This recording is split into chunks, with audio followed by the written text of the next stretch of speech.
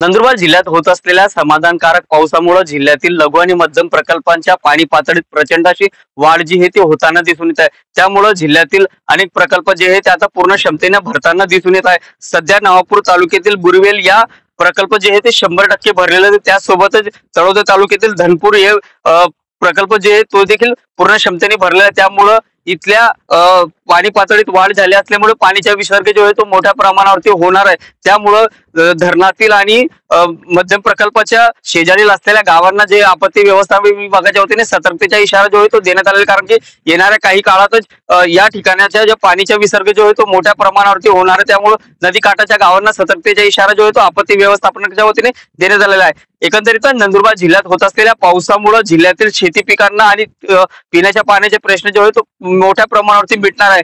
यावर्षी होत असलेल्या पावसामुळे आता शेतींना आणि पिण्याच्या पाण्याचे प्रश्न जो आहे तो काही प्रमाणावरती कमी होणार आहे। त्यामुळे जिल्ह्यातील जल संकट जे आहे ते कदा कमी होण्याच्या मार्गावरती दिसून येत आहे। जितेंद्र बैसाना, टीव्ही 9 मराठी, नवापूर, नंदुरबार।